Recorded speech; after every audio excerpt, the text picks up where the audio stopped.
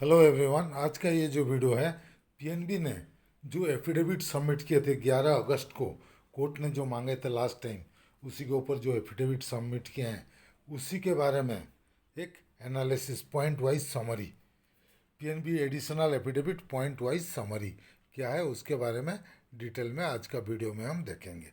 तो चलिए शुरू करते हैं आज का वीडियो। पहला देखिए background of the affidavit. Affidavit क्यों सबमिट किया है? एफिडेविट सबमिट किया ये जो सुप्रीम कोर्ट में एमसी सिंगला केस है उसी के लिए।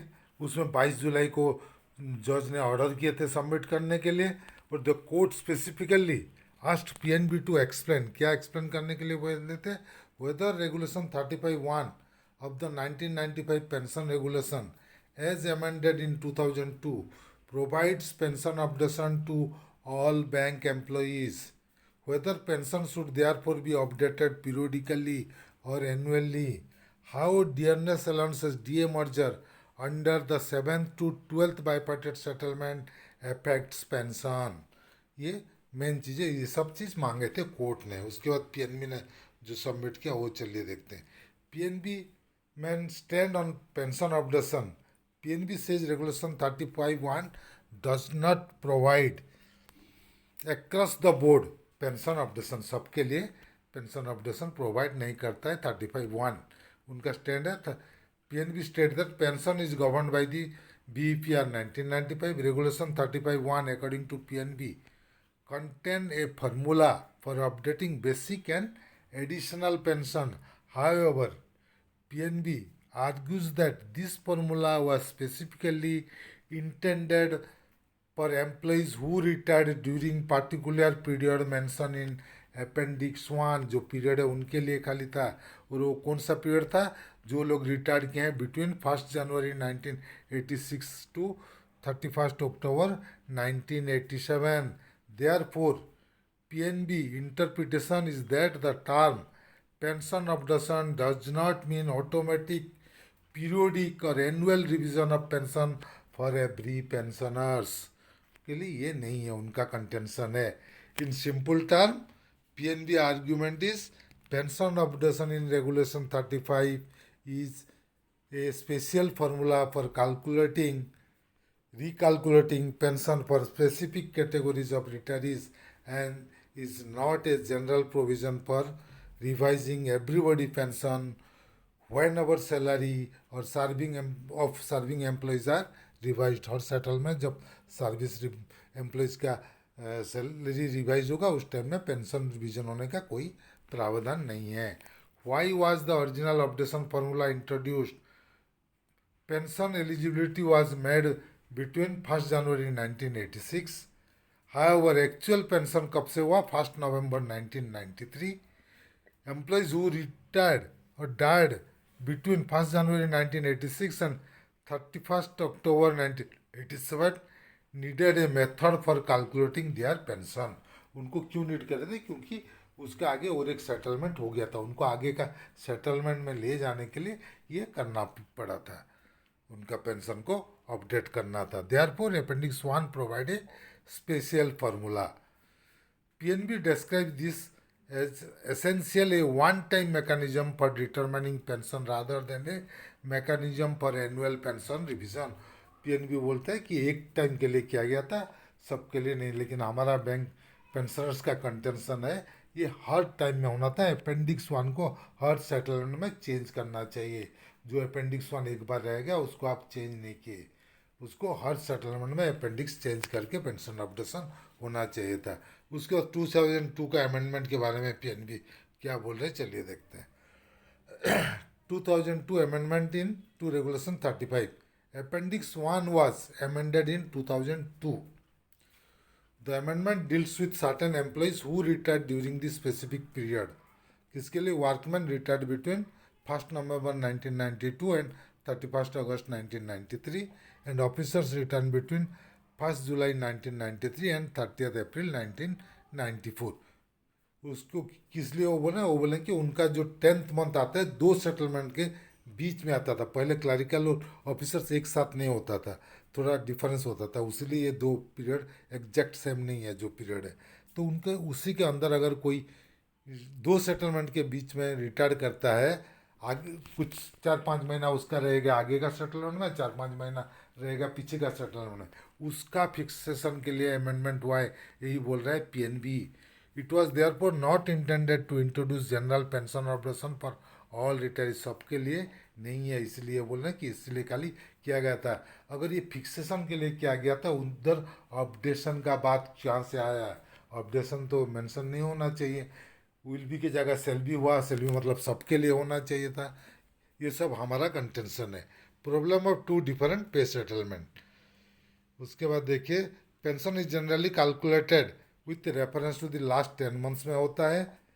When a new bipartite settlement takes effect, those 10 months may fall partly under the old pay scale and partly on the new pay scale.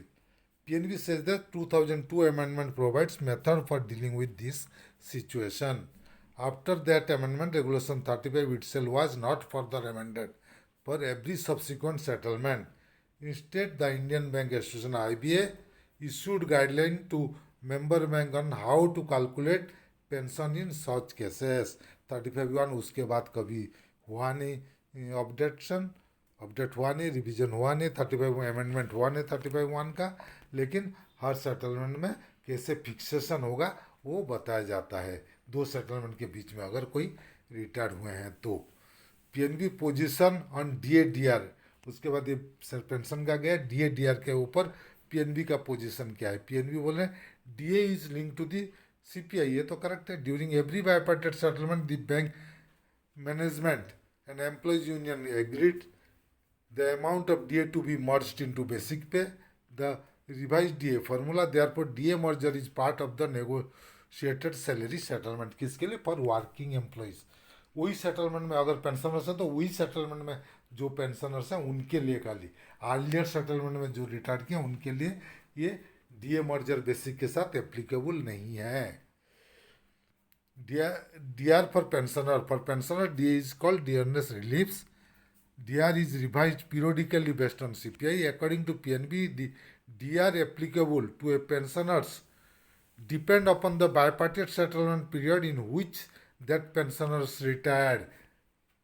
The merger DA into basic pay under a subsequent settlement does not automatically increase the basic pension of pensioners who retired under earlier settlement. जो earlier settlement में retire है उनके लिए ये applicable नहीं है।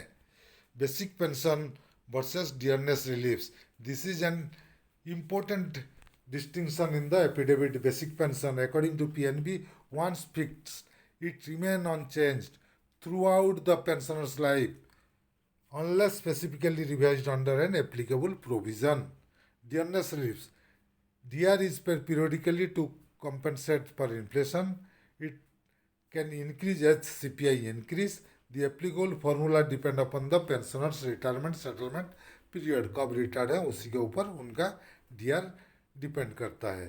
DA merger from 7th to 12th bipartite settlement जो मांगे थे हमारा कोर्ट ने, उसका बारे में ये देखिए। PNB has given detail of DA merger under successive settlement, कौन कौन सा सेटलमेंट में कितना पॉइंट सीपीआई पॉइंट मर्ज हुआ है, 7 से लेकर 12 तक वो दिया है। 12th में लास्ट 8088 पॉइंट मर्जर हुआ है। आपको हर सेटलमेंट का देखना है तो इसको पॉज करके एक एक सेटलमेंट का देख सकते हैं। This figure are part of PNB explanation of the successive DA merger arrangement. हर सेटलमेंट इतना इतना मर्ज होके बेसिक पेंशन में चेंज हुआ था उसी सेटलमेंट में जो रिटायर किए थे। Special issue of pre November 2002 pensioners, उसके बारे में बोले जो 2002 से पहले रिटायर हुए थे उनको डीए स्टैगर्ड डीए दिया जा रहा था। From 1 February 2005 a uniform DA DR rate was introduced for employees and pensioners covered by the relevant settlement, लेकिन इनके लिए वो नहीं हुआ। However pensioners were retired before 1 November 2002 continue under the old system for some time. वो कब ठीक हुआ? 12th बाईपार्टेड में जाके उसे ठीक हुआ 1 अक्टूबर 2023 से उनको 100% डीए न्यूट्रिलेशन का बेनिफिट मिलना शुरू हुआ, लेकिन उसका पहले का जो 18 साल 19 साल है उसका एरियर नहीं दिया गया है। Thus, PNB point out that these pensioners have already received a significant additional benefit. जितना मिला तो अब दिए नहीं, लेकिन जो उनको दिए उनको बोल रहे हैं आप एडिशनल दे दिए हैं। Anyway 10 PNB argument regarding financial burden. PNB strongly oppose the demand for universal pension obligation partly on financial ground। क्या क्या फाइनेंशियल ग्राउंड वो दिखा रहे हैं। Their argument is pension obligation for all existing pensioners would impose a substantial financial burden on banks. Obligation होगा तो bank के ऊपर बर्डन बढ़ेगा। उसके बाद banks have already moved from the old defined benefit model to defined contribution system for employees appointed after 1st April 2010। New pension scheme NPS शुरू हुआ है जो लोग ज्वाइन किए हैं बैंक में after 1st April 2010 on and after। Therefore, the pension fund cannot simply be treated as surplus money available for increasing existing pensioners' pension। उसलिए pension fund को ये ट्रीट नहीं करेंगे। क्यों नहीं करेंगे देखिए। Why PNB says the pension fund can not be treated as surplus. उनका कंटेंशन है, तीन तो कंटेंशन दिए। First, pension fund continuing liabilities. वो बोल रहे हैं कि the pension fund contains contribution made by banks. Banks may also have to make additional annual contribution if an actuary's deficit arise। Deficit होगा तो बैंक को भी पैसा देना पड़ेगा, उसलिए बैंक का फाइनेंशियल लॉस है। It is a contributory self supporting fund. PNB relies on the supreme court earlier decision in UCO bank versus Sanwarlal. It says the pension scheme is a self supporting scheme. The fund has to remain capable of meeting pension obligation. Future pension liabilities remain mainly employees who joined banks between 1985 and 2010 are still working। वो लोग जब retire करें उनको भी वो fund का benefit मिलना है, उसी पैसा से दिया जाएगा, तो उसलिए सरप्लस नहीं है। Their pension will become payable when they retire। Therefore, the present balance in the pension fund cannot be considered entirely available for distributing to existing pensioners। PNB stresses that pension liabilities may continue for several decades। Definitely करेगा कुछ decade, लेकिन बहुत सारे pension दुनिया छोड़ के भी चले जाते हैं, तो पेंशन जो देना है पेमेंट करना वो ज़्यादा होगा, बिल्कुल ऐसा बात नहीं है। PNB highlight benefit already given to pensioners।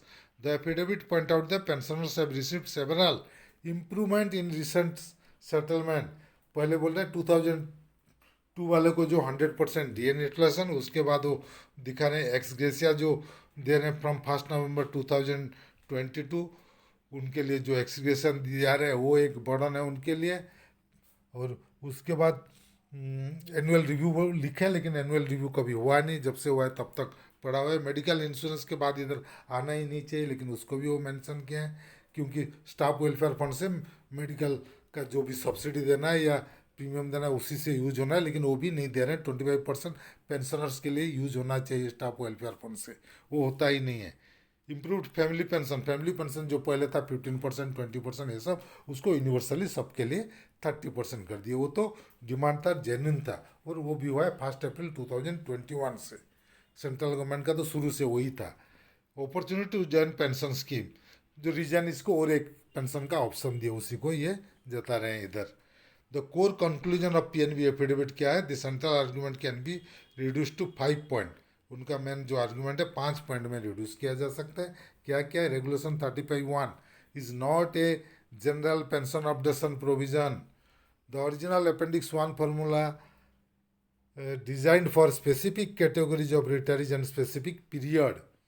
The 2002 amendment also deal with specific retirement period, particularly situation where the last 10 months salary crosses to settlement period। DA merger under subsequent bipartite settlement does not automatically increase the basic pension of earlier retirees। Universal pension obligation would create a significant financial liabilities, especially because the pension fund has continuing future obligation। Future में जो retire किए उनके लिए भी obligation है, यही बता रहे हैं pension. The issue before the supreme court in very simple language क्या है देखिए। Those regulation 35(1) of the 1995 pension regulation give every retired bank employee a right to have his her basic pension periodically updated whenever pay scale of serving employees are revised होना चाहिए। पेंशन बोल रहे हैं yes, the provision should be applied across the board and pension should be updated periodically. लेकिन bank क्या बोल रहे हैं, पीएनबी क्या बोल रहे हैं, पीएनबी बोल रहे हैं no, regulation 35(1) and appendix 1 were meant for specific category and do not create general right to periodical pension updation for all pensioners. The Supreme Court had specifically asked PNB to address the issue and also explain the effect of the 7th to 12th bipartite settlement and DA merger one line takeover। Last में जो वहाँ बोल रहे हैं last final conclusion देख लीजिए। PNB affidavit is essentially a defense against the demand for universal pension updation.